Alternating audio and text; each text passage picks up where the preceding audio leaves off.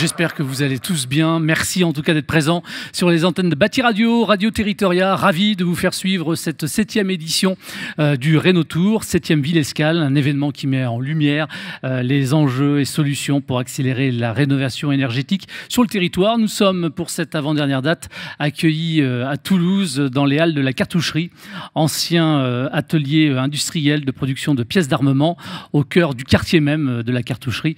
Tout cela dans une logique de lien social et d'innovation durable au niveau du quartier. Merci encore aux équipes, évidemment, sur place pour leur accueil. Et merci également au public pour sa fidélité. Vous pouvez encore une fois vous applaudir.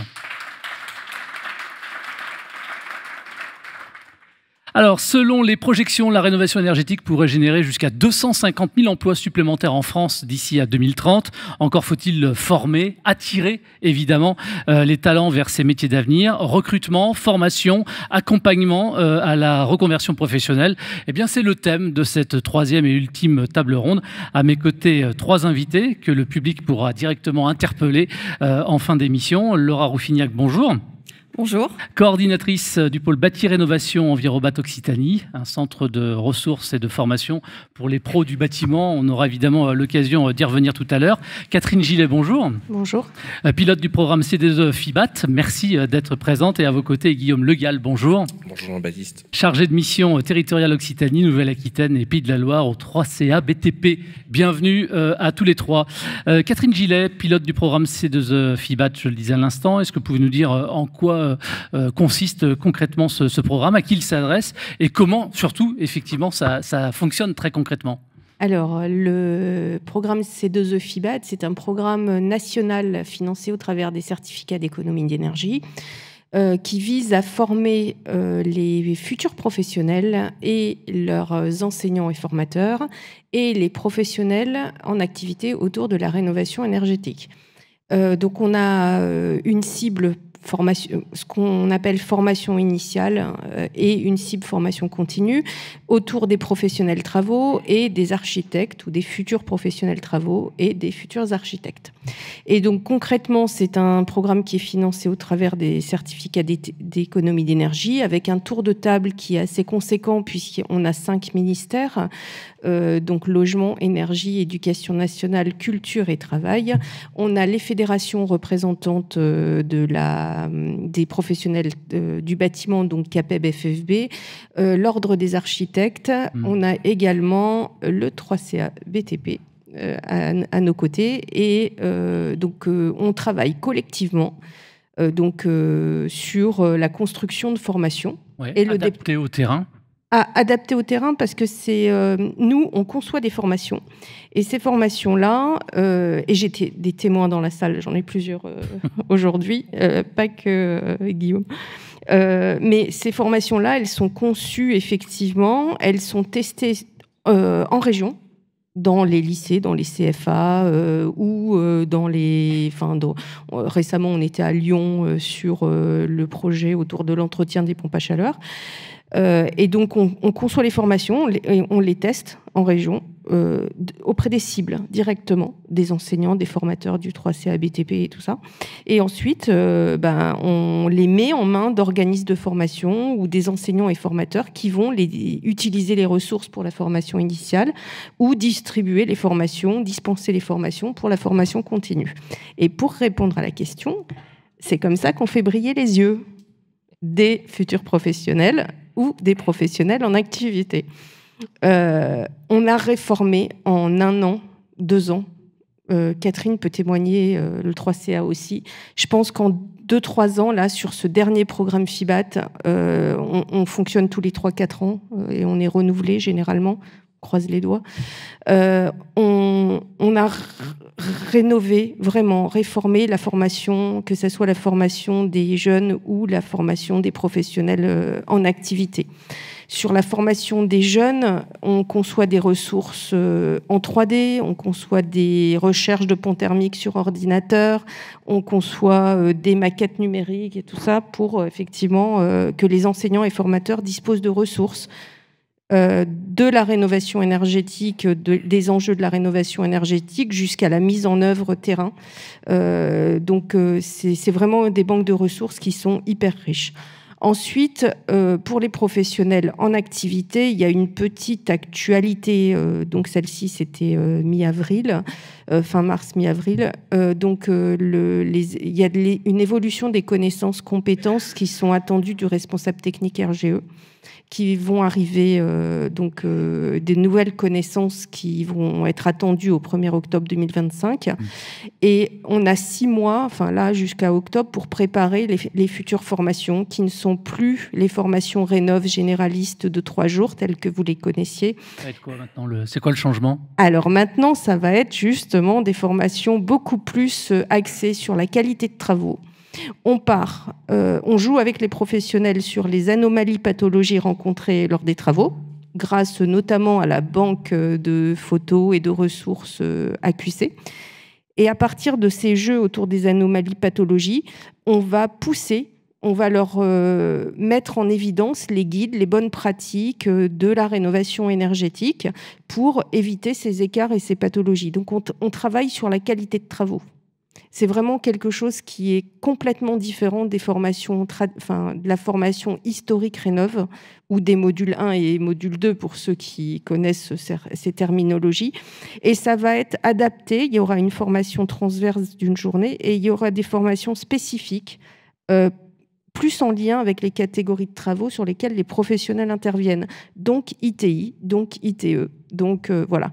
Et donc on a, si vous voulez chercher, on a un communiqué de presse qui porte sur le nom de la gamme. Ça s'appelle Rénoperf. C'est pour ça que Catherine ne le dévoilait pas, et je te remercie Catherine, parce que on est très en lien aussi avec ProRéno, parce qu'on absorbe quelque part les ressources de ProRéno qu'on va repousser aux professionnels, mais sur des temps de formation courts, on va leur parler leur langage et on va les remettre dans des salles de formation pour justement les remettre à niveau par rapport aux pratiques qu'ils ont l'habitude de faire, mais qui finalement sont peut-être plus les pratiques ou les attendus ou la réglementation, la normalisation du moment, quoi.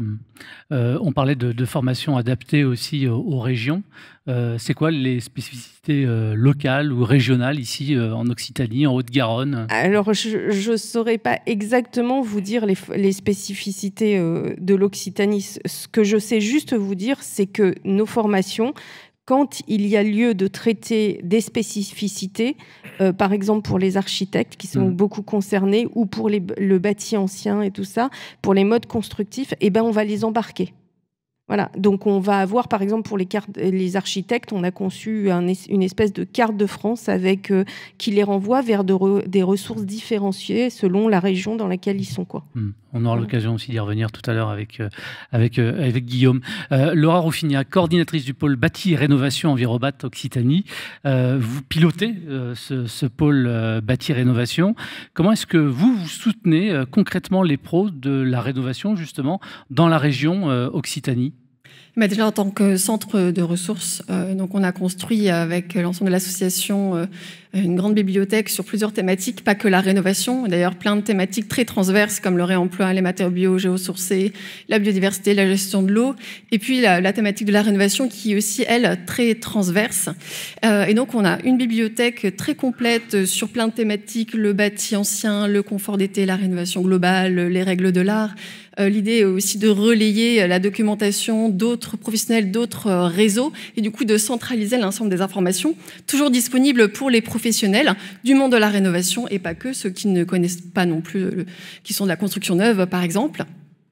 On a également une cartographie des projets de rénovation et des acteurs qui sont déjà engagés. Ça permet aussi aux professionnels, quand ils veulent se former, de se contacter, de prendre des références, et puis du coup, de pair à pair, de se faire confiance, et puis voilà, de monter en compétences. Pareil sur les projets, ou à travers également les projets rentrés en démarche BDO, qui sont plutôt des projets de rénovation exemplaires, voir ce qui se passe et d'aller plus loin que la rénovation énergétique, d'aller sur des rénovations bas carbone et adaptées également au réchauffement climatique. Ensuite, on propose toute une mallette destinée aux professionnels, notamment à travers notre mission d'accompagnement et de coaching, on va dire, des espaces Conseil France Rénov, qui, eux, vont mobiliser aussi les professionnels. On en parlait tout à l'heure, également avec le Murtin. L'idée, c'est de leur proposer des webinaires. On en a fait des podcasts sur comment ça fonctionne, les plateformes de négoce, de matériaux, les MAR, Qu'est-ce qui s'est passé aujourd'hui? Ça a été lancé il y a quelques années. Quelles sont les nouveautés? Là, on organise très prochainement un webinaire sur le déploiement du service public de la rénovation de l'habitat en Occitanie, donc toujours avec des solutions locales régionales. Et puis on a également un observatoire des caractéristiques de la rénovation énergétique qu'on porte depuis plus de 10 ans sur le logement privé individuel, et cette année on le lance sur la copropriété. Voilà, donc ça c'est plutôt sur la formation et l'information de la rénovation professionnelle. Et puis on est également organisme de formation, on est certifié Calliope, on porte plein de formations sur toutes les thématiques également, pas que réno, parce que ça peut vous intéresser également.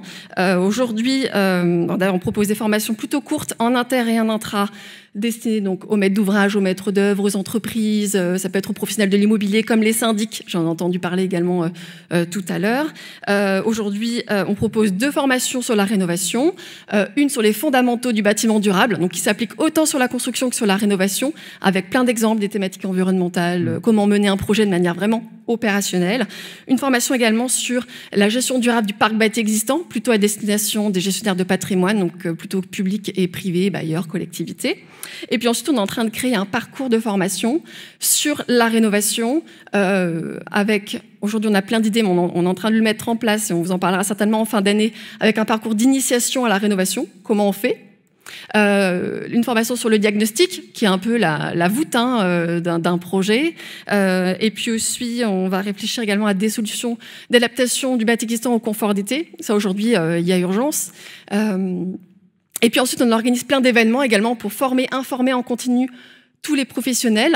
Donc les webinaires dont je vous ai parlé sur le SPRH en Occitanie, et puis l'organisation du premier colloque régional sur la rénovation qui aura lieu le 16 octobre à Toulouse, qui parlera pas que du logement privé, mais aussi du logement social, du tertiaire public, tertiaire privé, parler du réemploi, des changements de modèle, parce qu'au final, il faut qu'on forme les professionnels à changer la façon dont on mène les projets, à intégrer d'autres notions comme le coût global, le coût carbone, et aller au-delà de l'aspect financier. Effectivement, les aides, c'est hyper important.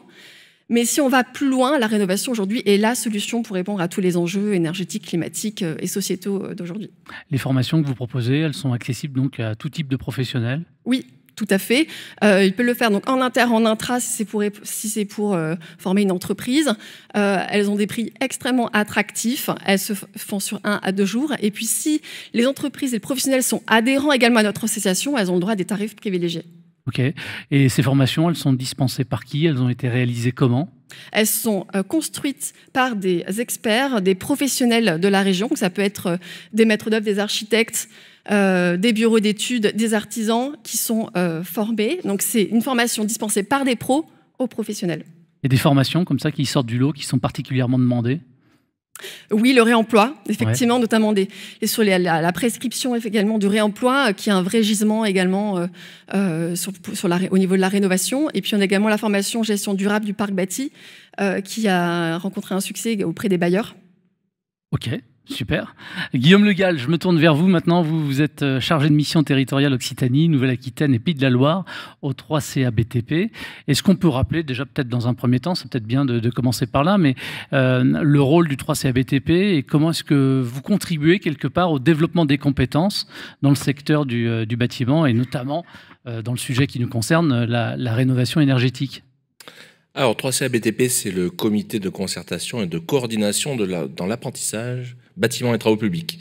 Donc, c'est une association vieille dame de 84 ans, gérée paritairement, c'est-à-dire qu'à notre conseil d'administration, nous avons toutes les organisations professionnelles et les organisations représentatives des salariés qui nous pilotent. On a un président FFB, par exemple, en ce moment, et on aura sans doute un président CGT à partir du 1er juillet.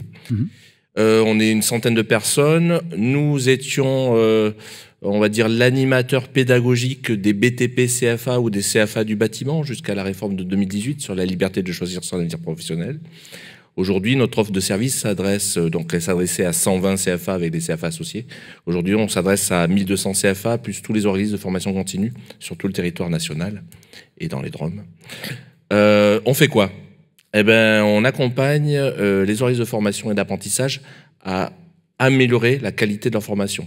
Ça passe par du cofinancement, de la subvention, ça passe par de la formation de formateurs, ça passe par des expertises métiers, on a des ingénieurs pédagogiques par filière métier, ça passe par la gestion des CQP, des fameux certificats de qualification professionnelle des branches que nous gérons pour le compte des branches. Ça passe par la mobilité internationale, l'animation, ça passe par l'attractivité des métiers, par le sourcing candidat, le sourcing entreprise. Ça passe par plein d'outils qu'on leur met à disposition, par le site laconstruction.fr par exemple, par Destination KBTP qui est un produit d'attractivité qu'on met à disposition des CFA.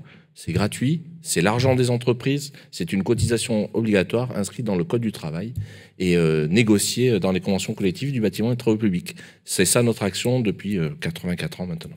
Alors, Guillaume, est-ce qu'on peut peut-être parler du programme RénoBoost, pardon, je vais y arriver, du 3C BTP, les objectifs pour la rénovation énergétique. Et après, on parlera prospective, de typologie de bâtiments aussi. Oui, bien sûr. Je fais un beau métier. Hein. RénoBoost. RénoBoost, c'est quelque chose qui a été imaginé avec les organisations professionnelles nationales et avec une déclinaison régionale. Aujourd'hui, on a imaginé une étude qui n'existe pas ailleurs, c'est-à-dire qu'on est parti du constat du bâti existant, on l'a recensé, et le but, c'était de massifier les besoins en termes de compétences pour pouvoir atteindre les objectifs de rénovation énergétique de 2035, voire jusqu'à 2050, selon des courbes et des scénarios, et quelque chose qui va être mis à jour chaque année sur la plateforme qu'on est en train de déposer, qui sera en marche au mois de septembre, en fonction des travaux réellement réalisés. Donc ça va permettre de déterminer ça. Alors, comment on a fait ça? Il y a deux phases. Il y a la phase comprendre, la phase étude. Donc on est parti sur les typologies de bâtiments qui existent en Occitanie, avec un comité de pilotage qui est brillamment piloté aujourd'hui. Il y a Lise Del Tedesco, qui est secrétaire générale de la CAPEB Occitanie, qui est là, la FFB, la Chambre économique régionale de la construction, les scopes du BTP, une expérimentation qui a démarré d'ailleurs en Occitanie sur le produit RénoBoost, avec Gilles Raza, là, qui est secrétaire général de BTP CFA Occitanie, qui a largement contribué à tester ce programme. Et on a analysé le bâti. On rénove pas de la même manière. Alors je prends des exemples. Une maison à Colombage, une maison de ville, qu'elle soit toulousaine, qu'elle soit du côté peut-être du Gard ou qu'elle soit près de Perpignan. C'est pas les mêmes constructions, etc. Donc on a dénombré ces constructions existantes du bâtiment et du tertiaire. Et puis ensuite, on a interviewé des entreprises qui, eux, nous ont dit, pourraient mener telle rénovation dans tel type de construction, en fonction de l'année de construction, de la typologie du bâtiment, il faut faire tel geste et tel geste, tel bouquet de gestes.